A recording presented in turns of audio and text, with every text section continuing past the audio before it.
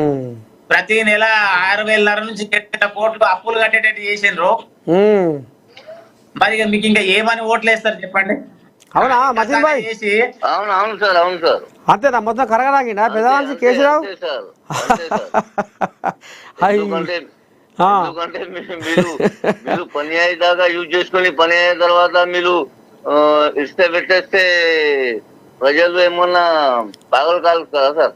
అంతే అంతే అంతే అంతే అంతే అంతే జనాలకు అన్నిరికే ఆ, కార్యకర్తలకు కూడా అంతా తెలుసు అసలు ఏం నడుస్తుంది ఏంది గుసగుస.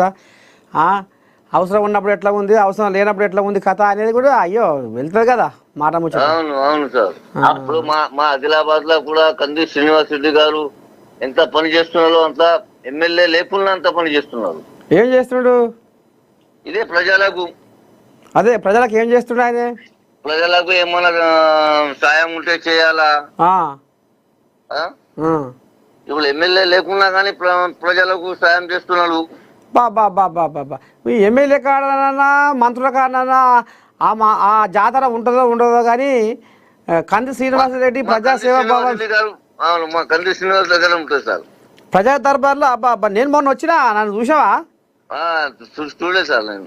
ఓ అమ్మ మొన్న వచ్చినా మీ ఆదిలాబాద్ అంతా కళ తిరిగిన అటు అంతా తిరిగిన జనాల కాడికి పోయిన వాళ్ళని అడిగిన ప్రజా దర్బారు పోతే ఆడ మొత్తం ఏ పండుగ.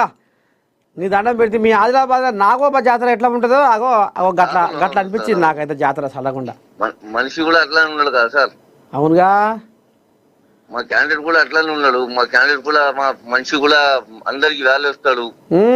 అవు ఓళ్ళన్నా కానీ ఓళ్ళన్నా పోనీ కానీ మీకు ఏం ప్రాబ్లం ఉంటే ఆ ప్రాబ్లం చెప్పమంటాడు, సాల్వ్ చేస్తాడు. ఉమ్, ఉమ్. ఏంది నీకు కంది శ్రీనివాసరెడ్డిలో నచ్చిన గుణం ఏంది? కంది శ్రీనివాస్ రెడ్డి గుణం నచ్చినట్టే సార్. కంది శ్రీనివాస్ రెడ్డి గారు ఆ, ఆ మేమన్నా సాయం అడిగితే సాయం చేస్తాడు. ఆ. మనం ఎప్పుడన్నా ఫోన్ చేస్తే మన ఫోన్ లిఫ్ట్ చేస్తాడు. అమ్మా మన ఫోన్ లిఫ్ట్ చేస్తే మనతోనే మాట్లాడతాడు. ఆ. ఏమైంది, ఏం ప్రాబ్లం ఉన్నది. ఉమ్, ఇప్పుడు సెంటర్ లో ఇప్పుడు వర్షాలు మస్తు పడ్డాయి కదా సార్. అవు అప్పుడు కూడా ఫోన్లు చేసి ఏం సంగతి ఉన్నది, ఎట్లా ఉన్నది. అరుచుకుండా. అవును, ఆ. ఆ సంగతే నచ్చింది సార్. ఇప్పుడు ఈయన నేను ఒక 2 పాయింట్లు చెప్పాలా?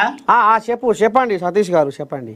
ఇప్పుడు ఇయ్యాలని పెట్టున్నా అంటే మంత్రులు ఎమ్మెల్యే చేసిన వాళ్ళు కూడా వాళ్ళ ఇంట్లో బుక్కెట్ బువ్వ పెడతలేరు, గోపెడు ఛాయ్ వస్తలేరు.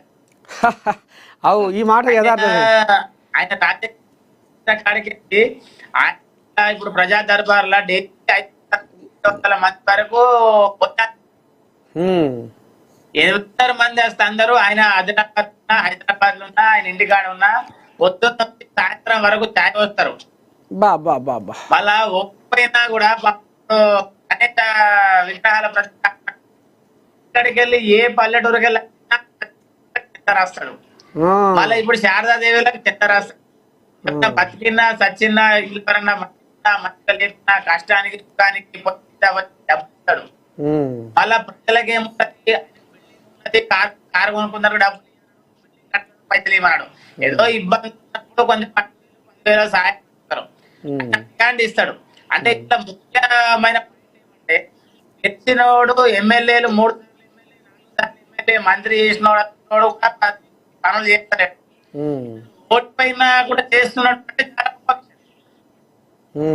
అయితే ఓడిపోతేనే ఇంతగానం చేస్తున్నా ఆయన ఆదిలాబాద్ ప్రజల పండుగ ఉంటుంది అనుకుంటురా మతీన్ గారు? అంటే పదవిలో లేకపోయినా ఇంత సేవ చేస్తుండు. ఇవాళ అన్నదాన కార్యక్రమం కానీ, ఉచిత అంబులెన్స్ సౌకర్యం కానీ, పెళ్లి కానుక కానీ, ఆపత్కి సాపత్కి కానీ అంటే ఈ రకంగా ఆదుకుంటుండు. ఎప్పుడూ ఈయన ఇంటి ముందర జాతరే ఉంటుంది. ఒకవేళ ఎమ్మెల్యేగా మనం గెలిపించుకోక ఇది చేసుకున్నాము అనేది ఏమైనా జనాలు అనుకుంటురా? అవును అనుకుంటారు. డబ్బుల మీద ఆశ లేదు ఆయనకు. సాఫ్ట్వేర్ కంపెనీ కానీ దాంట్లో ఉన్న సంపాదించిన దాంట్లో కొంత భాగం గతంలో కూడా ఇస్తున్నాడు. దానం చేస్తాడు. మతీన్ కూడా ఏదో చెప్తుండు.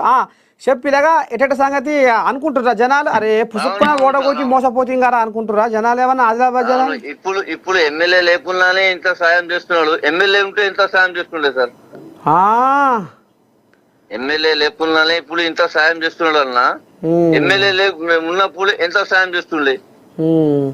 దాదా ఇప్పుడు ఇంకో ముచ్చట ఏంటంటే ఇప్పుడు ఆదిలాబాద్ లో